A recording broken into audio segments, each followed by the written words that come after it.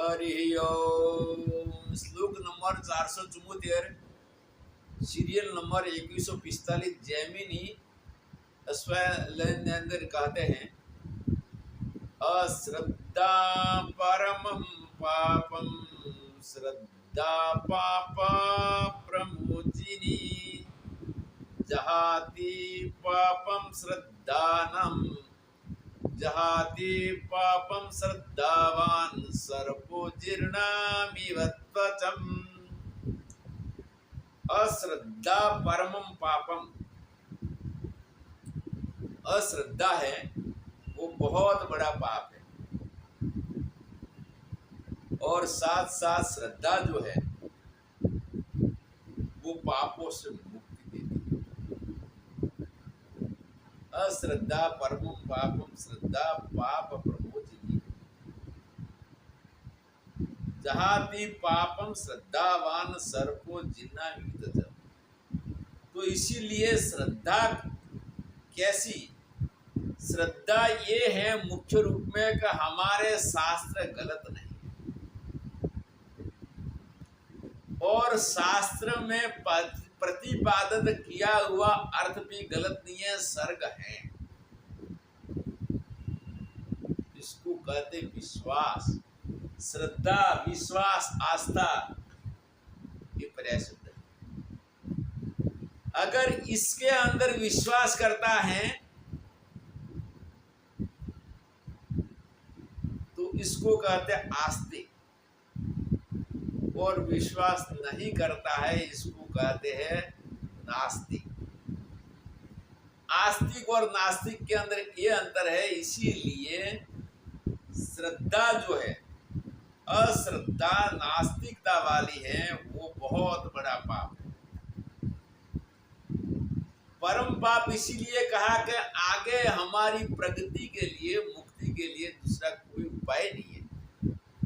हम शास्त्र को और शास्त्र के अंदर प्रतिपादित किया हुआ अर्थ परलोक को नहीं मानते, तो वहां पर हमारी प्रगति का, हमारी मुक्ति का कोई उपाय नहीं है। इसीलिए इसको परम पाप कहा।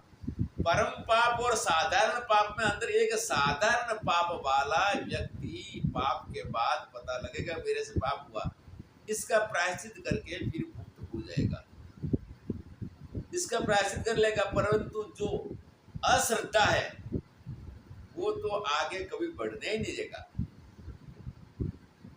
इसीलिए ये पाप से, इस पाप को बहुत बड़ा पाप, परम पाप का, अश्रद्धा परमम पाप। और श्रद्धा है वो पापों को दूर करने वाली, श्रद्धा प्राप प्रबोधिनी। तो जहाति पापम श्रद्धावान, इसीलिए श्रद्धावान पापों को दूर कर देता है। कैसे करता है? तो श्रद्धावान व्यक्ति पापों को, जैसे सांप है अपनी कंचुली है, त्वचा के ऊपर कांतली हो जाती है, वो किसी भी जगह में फिर कोई कांटा वगैरह का सहायता लेके फिर इससे निकल जाता है, छोड़ देता है। वैसे श्रद्धावान व्यक्ति पापों से मुक्त हो जाता है, क्योंकि शास्त्र में श्रद्धा रखता है, परलोक में विश्वास करता है, और बाद में फिर वो पाप कर्मों से बच जाता है, और सत्य कार्य के अंदर इसकी गति हो जाती है। सत्य कार्य में गति होती है और वो सत्कार्य फिर करता रहता है। श्लोक नंबर 475, सीरियल नंबर 2159, मार्कंडेय पुराण में कहते हैं, पुत्र मित्र कलस्त्रेषु सक्ता सिंदन्ति जन्तवः सरपंकर्णवे मग्ना जीर्णवन गजा यथा। पुत्र मित्र कलत्रेषु, पुत्र मित्र और कलत्र कहते पत्नी को। पुत्र मित्र और पत्नी के अंदर जो सकता, जो आसक्त रहते हैं, वो उनकी क्या दशा होती है? उनकी दशा ऐसी होती है कि जैसे कोई हाथी कीचड़ के अंदर फंस गया, तालाब के अंदर बहुत बड़ा कीचड़ है और कीचड़ में हाथी फंस गया। वो जंगली हाथी फंसने के बाद बहुत कष्ट पाता है, इसका बाहर आना बड़ा मुश्किल हो जाता है और फिर भी कभी बड़ा प्रयत्न से आ जाता है तो कभी नहीं भी आ सकता। जैसे ये पुत्र मित्र और पत्नी के अंदर, क्योंकि हमारा संयोग और वियोग दोनों है,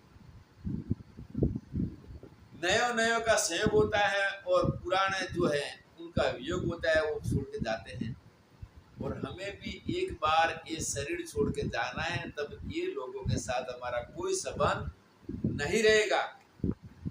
ये करके उनमें जो आसक्ति रखते हैं और ज्यादा मोह रखते हैं, वो जैसे वो हाथी तालाब के अंदर कीचड़ में फंसा है वो कष्ट पाता है, वैसा वो कष्ट पाएंगे। श्लोक नंबर 476 सीरियल नंबर 2163 महाभारत आरण्य पर्व के अंदर कहते हैं, यदा न कुरुते भावं सर्वभूतेषु पापकं कर्मणा मनसा वाचा ब्रह्म संपद्यते तदा। कहते हैं कि यहाँ पर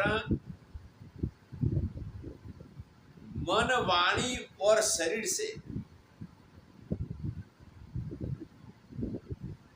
मन से और वचन से कभी भी जो सर्वभूतों को कोई प्रकार का कष्ट या पाप नहीं करता। जैसे पाप के एक कष्ट देकर पाप करना है और एक निषिद्ध कर्म करके पाप करना है, जैसे वहां पर मांसाहार इत्यादि के अंदर प्रवृत्त होना, ये भी पाप है।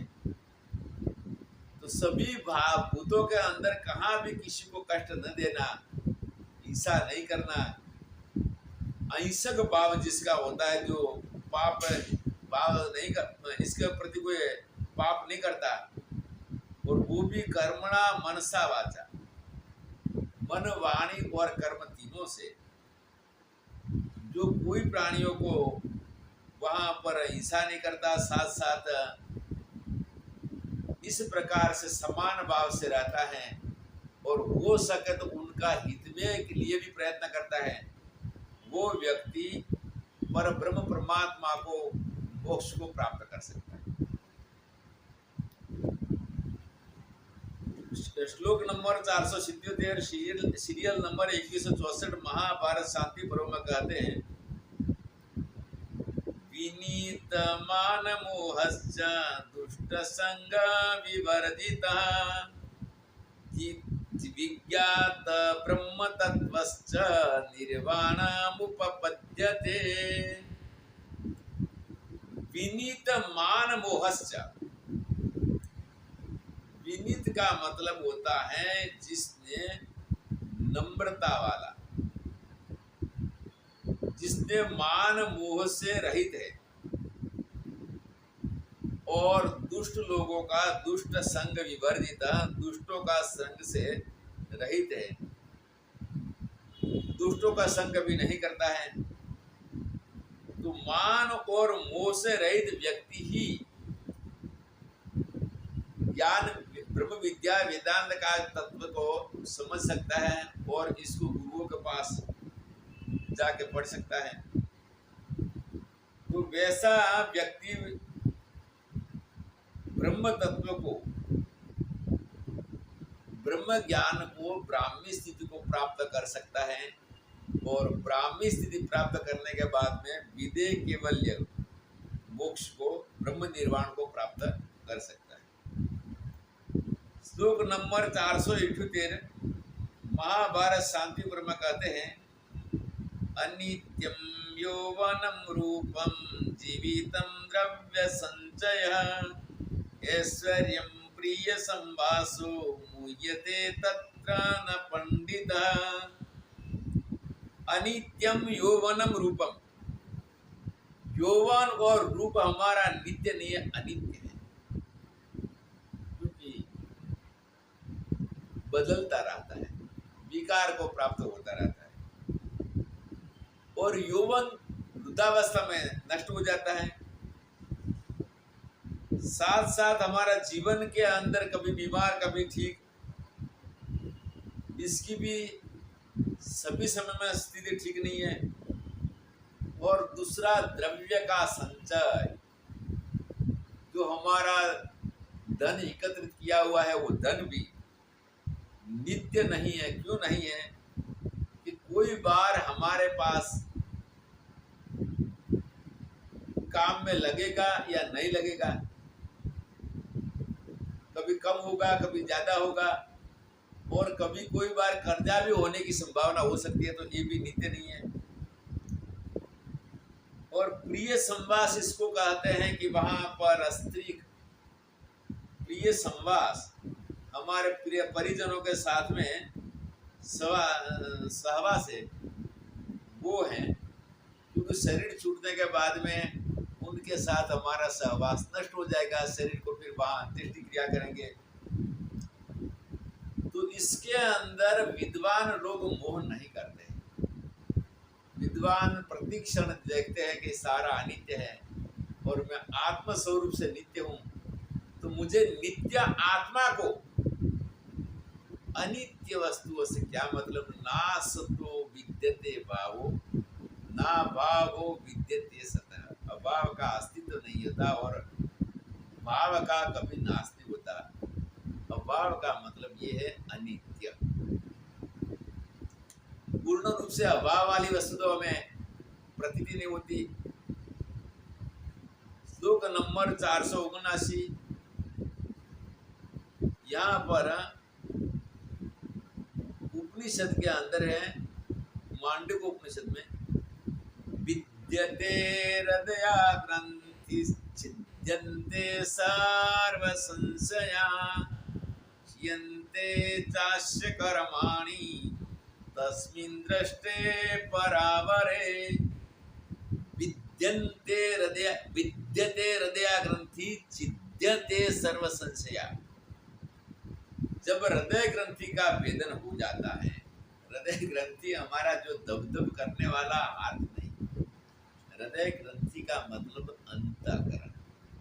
अंतःकरण के अंदर अज्ञान ग्रंथि का भेदन हो जाता है, विद्यते हृदय ग्रंथि।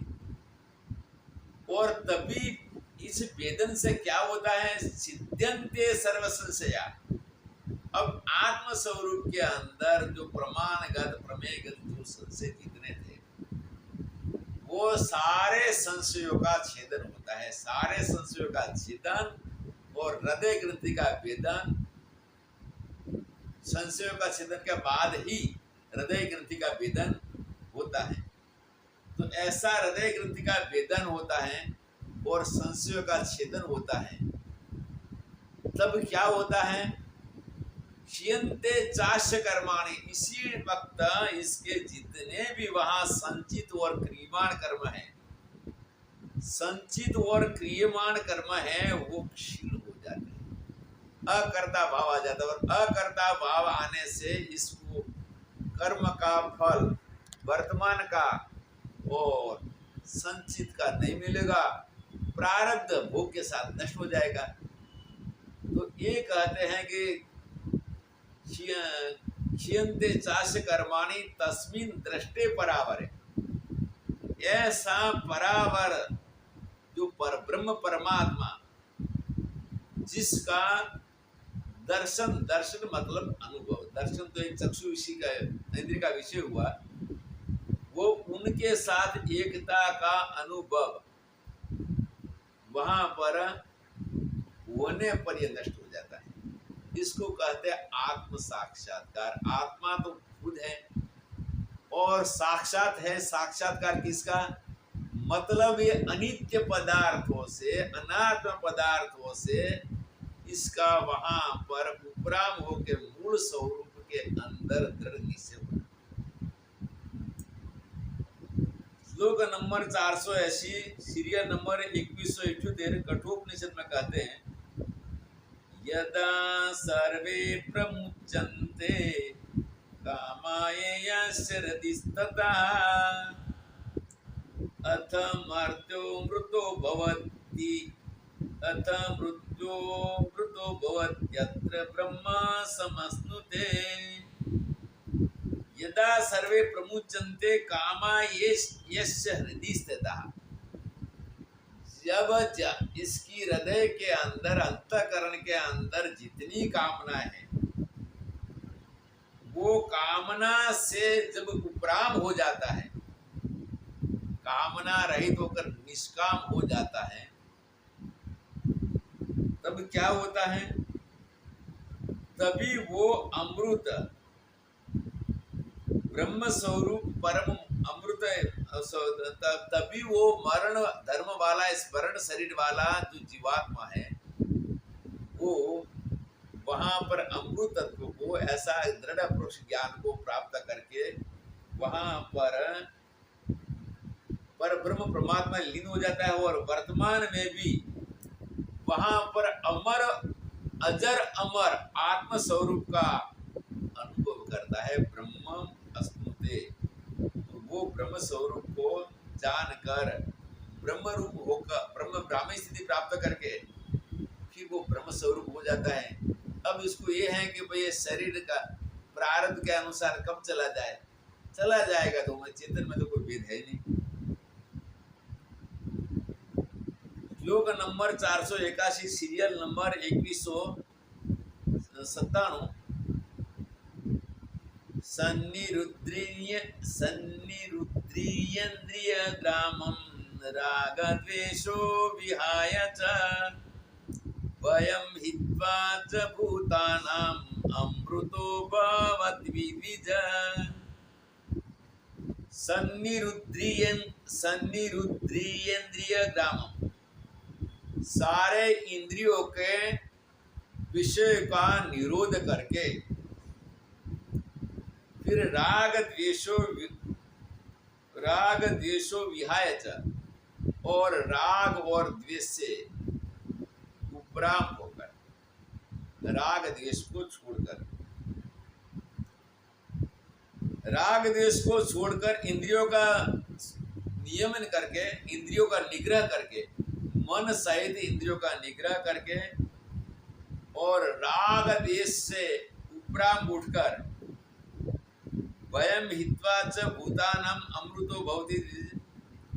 अब ऐसा करने के सब प्राणियों को अभय देने वाला, किसी प्राणियों पर इसकी वहां पर हिंसा तो भाव नहीं है, और साथ साथ प्राणियों से भी वो भय नहीं पाता है, क्योंकि सर्वत्र अपना आत्म स्वरूप को देखता है, तो प्राणियों से भी वो भय नहीं पाता है। वैसा वयम हित्वा भूतानाम, वो भूतों से भय रहित होकर और भय न देकर वो व्यक्ति परमात्मा के साथ एकता का अनुभव करके ब्राह्मी स्थिति को प्राप्त हो जाता है, और शरीर छूटने के बाद में फिर ब्रह्म स्वरूप निर्वाण मोक्ष को प्राप्त होता है। श्लोक नंबर 482 सीरियल नंबर 2203 मनुस्मृति में कहते हैं, नाभिनंदेत मरणं नाभिनंदेत जीवितं काल एवं प्रतीक्षेत निर्देशं ब्रूत को यथा। नाभिनंदेत मरणम, जब कष्ट आने पर मरण की इच्छा भी न करे, क्योंकि ये भी एक द्वेष है। और साथ साथ क्या कर, नाभिनंदेत जीवितम, जीवन की भी इच्छा न करे। ब्राह्मी स्थिति इसको कहते हैं कि व्यक्ति अपने स्वरूप में स्थित होने के बाद चाहे शरीर अभी चला जाए और कष्टमय शरीर चाहे कितना समय रहा जाए, क्योंकि मैं शरीर नहीं और शरीर मेरा नहीं है, ये करके कष्ट पाने पर मरण की इच्छा और सुख पाने पर जीने की इच्छा, दोनों इच्छा से उपरम हो जाए,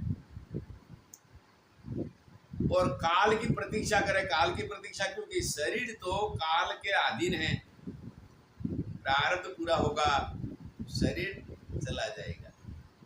इसीलिए वर्तमान काल के अंदर काल की अपेक्षा करके जीने की और मरने की दोनों इच्छा को छोड़ दे। जैसे एक नौकर है, नौकर यहाँ पर मालिक का आज्ञा की वहां पर इंतजार कर रहा है कि मालिक मुझे क्या आज्ञा देगा और क्या काम करूं। इसी प्रकार काल की अपेक्षा, मृत्यु काल की प्रतीक्षा करे और जीने का या मरने का दोनों प्रकार की इच्छा छोड़ दे। श्लोक नंबर 483, सीरियल नंबर 2205। मनुस्मृति में कहते हैं, अध्यात्मरतिरासीनो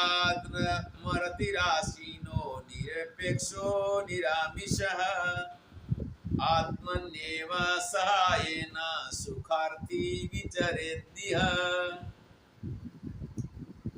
आध्यात्म रति राशिनो, जो निरंतर अंतरात्मा के अंदर अंतर्मुख होके जो आत्मचिंतन करता है और साथ साथ कहते हैं कोई भी प्रकार की भौतिक पदार्थों की अपेक्षा बिना और निरामिष शाकाहारी, आमिष कहते हैं मांस को, ऐसा व्यक्ति अपने अंतःकरण की सहायता से अपने आपकी मतलब अपने अंतःकरण की सहायता से उसका साथी बन सुखार्थी विचरे दिह और सुख पूर्वक विचरण करता है। क्योंकि